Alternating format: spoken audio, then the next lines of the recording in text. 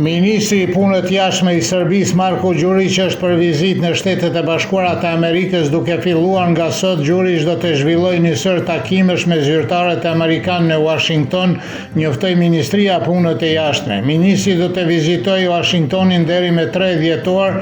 Me 6 gusht të këtij viti Đurić u takua me sekretarin e shtetit Marko Rubio në Washington dhe në shtator presidenti i Serbisë Aleksandar Vučić ka biseduar gjithashtu me Rubio në New York.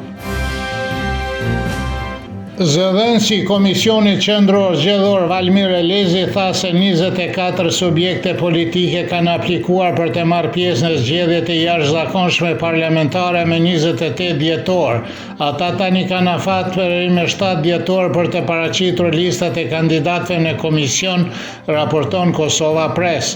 Për pjesëmarrjen në zgjedhjet ka aplikuar LDK-ja, PDK-ja, AK-ja, lista serbe dhe një numër partish më të vogla të shqiptarëve ose komuniteteve jo shumicë.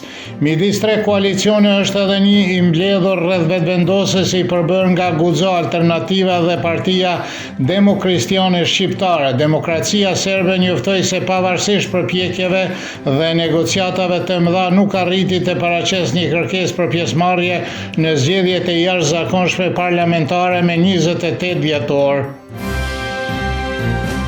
Kryetari i Partisë Demokratike të Kosovës Bedri Hamza tha se pas një vizite 2 ditore në Washington e sheh mundësinë e pashtershme për bashkëpunim me Shtetet e Bashkuara të Amerikës dhe njoftoi rinovimin e partneritetit strategjik, përveç siç vlerësoi ai një periudhë të vështirë të ndërprerjes së komunikimit.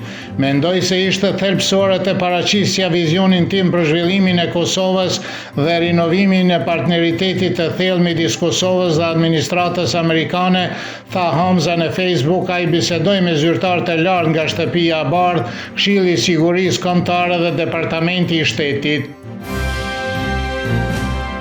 Drejtori i strategjisë në Qendrën për Politika Europiane nga Beogradi Miloš Pavković vlerësoi se çështja e zgjedhjes së presidentit të Kosovës pas zgjedhjeve parlamentare të dhjetorit do të jetë tema qendrore negociatave politike. Për Kosova Online ai tha se ky pozicion mund të jetë një çmim ngushëllimi për Albin Kurti nëse ai mbështet një kandidat tjetër për kryeministër.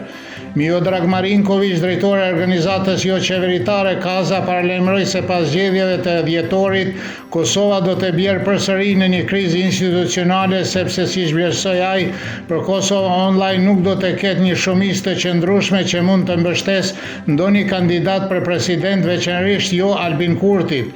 Profesori i shkencave politike Nejmedin Spahiu beson se metoda zgjedhjes së presidentit të Kosovës paraqet një pengesë të vazhdueshme për zhvillimin e shoqërisë së Kosovës dhe presidenti duhet të zgjidhet me votë drejt për drejt të qytetarëve. Spahiu shpjegoi se vetëm Kosova dhe Shqipëria në Ballkan zgjedhin presidentët në parlament dhe shtoi se në Shqipëri presidenti mund të zgjidhet me shumicë të thjeshtë, ndërsa në Kosovë kërkohet një shumicë prej 2/3 për të zgjedhur presidentin.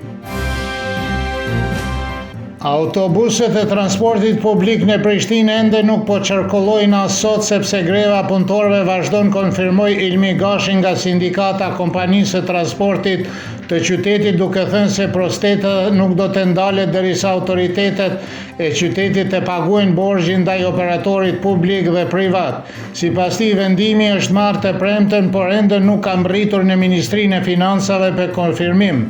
Greva filloi të hënën e kaluar dhe të gjitha linjat e transportit publik u pezulluan. Nga sindikata thonë se komuna i ka bërë kompanisë publike trafiku urban 3.220.000 euro, ndërsa kompania i ka bërë furnizuesit me derivate 1.600.000 euro. Ministrja e Ekonomisë në mandatin teknik Artane Rizvanolli njoftoi se do të fillojë instalimi i filtrave në termocentralin Kosova B pasi të jetë përmbushur të gjitha kërkesat teknike dhe ligjore. Siç deklaroi ajo në Facebook, ky është një nga projektet më të mëdha mjedisore në sektorin e energjisë. Termocentralet e Kosovës konsiderohen ndër ndotësit më të mëdhenj në Europë. Vetëm gjatë vitit e kaluar emitimet e pluhurit dhe gazrave të rrezikshme nga termocentrali Kosova A dhe B ishin më shumë se 4 herë më të larta se sa lejohet dhe Prishtina konsiderohet një nga qytetet me ndotje më të madhe të ajrit në botë. Moti nesër në mëngjes do të jetë i ftohtë me mjegull në jug dhe lindje me ngricat e lehta gjatë ditës do të mbajë moti vranet, por pareshje do të fryerë dobët deri mesatare nga lindja duke shtuar në zonën e Koshavës. Temperatura e mëngjesit do të sillet nga -2 deri në 2, kurse ajo maksimale ditore nga 7 deri në 11 gradë Celsius.